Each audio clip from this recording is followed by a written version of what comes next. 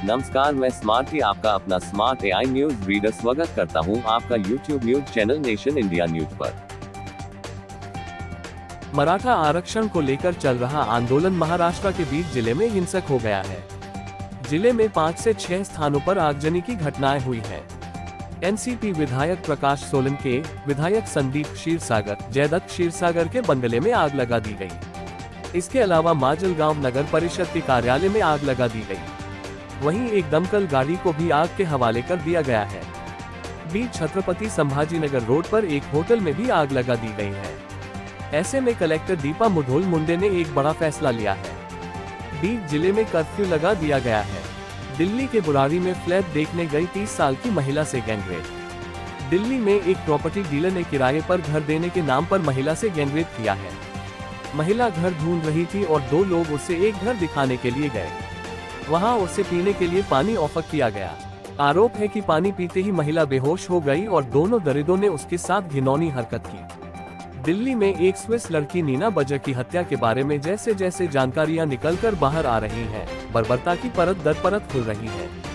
आरोपी गुरप्रीत ने अपने कथित प्रेमिका को स्विट्जरलैंड से बुलाया ही था उसकी हत्या करने के लिए, लेकिन इतनी निर्दयता। पोस्टमार्टम रिपोर्ट में जो बातें सामने आई हैं, उन पर यकीन कर पाना आसान नहीं है। रिपोर्ट में पता चला है कि अपने कथित प्रेमी की साजिशों से बेखबर मासूम दम तोड़ने से पहले करीब आधे घंटे तक तड़पती रही। क्या आप यकीन कर पाएंगे, जिंदगी की जद्दोजहद करती लड़की की दुर्दशा देख राक्षस गुरप्रीत ठहाके लगाकर हंस रहा था। सोचिए, दरिंदगी का इससे बड़ा सबूत और क्या हो सकता है। सूत्रों के हवाले से पोस्टमार्टम रिपोर्ट की खबर दी है। इसमें कहा गया है कि नीना की हत्या गले में फंदा कसकर नहीं बल्कि प्लास्टिक बैग पहनाकर सांस रोकने से हुई है। रिपोर्ट के मुताबिक गुरप्रीत ने नीना को कार में बिठाया और फिर उसके सिर में प्लास्टिक बैग पहनाकर दबोच लिया। थोड़ी देर में ही ऑक्सीजन नहीं मिलने से नीना तड़पने लगी। उस वक्त नीना के हाथ, पैर और मुंह भी बंधे हुए थे। हैरानी की बात यह है कि नीना को तड़पता देख गुरप्रीत की खुशी का ठिकाना नहीं था। नीना जिंदगी के लिए जितना तड़प रही थी, गुरप्रीत उतना ही खुश हो रहा था। ये सिलसिला करीब 30 मिनट तक चला और आखिर में नीना ने दम तोड़ दिया। सूत्रों के हवाले से पता चला कि नीना की आंखें बाहर निकल आई, जिसे देखकर गुरप्रीत गदगद हो उठा। गुरप्रीत ने नीना का शव ड्राइवर सीट के बगल वाली सीट पर रखा और खिड़कियों पर काला सनशेड्स लगा दिए ताकि कोई अंदर का माजरा समझ नहीं पाए। 20 अक्टूबर को नीना का शव तिलक नगर के एक सरकारी स्कूल के पास थैले में बंद मिला। पुलिस ने मामले की जांच की तो हत्या के तार गुरप्रीत से जुड़े। गिरफ्तारी के बाद गुरप्रीत ने अपने गुनाह कबूल कर लिए। उसने बताया कि उसका नीना के साथ प्रेम संबंध था। बाद में उसे संदेह हुआ कि नीना किसी दूसरे लड़के से भी प्रेम संबंध में है।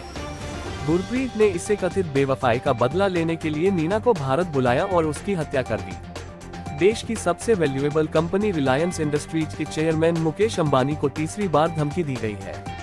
धमकी देने वाले ने इस बार उनसे 400 करोड़ रुपए की फिरौती मांगी है।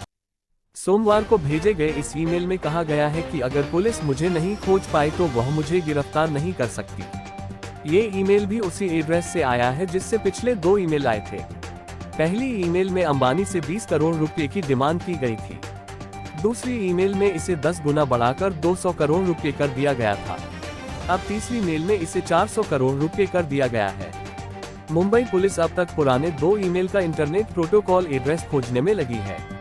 पुलिस ने इंटरपोल के जरिए बेल्जियम की एक virtual private network company VPN से इस ईमेल की डिटेल खंगालने में मदद मांगी है। ये मेल shadabkhan@mailfriends.com से की गई है।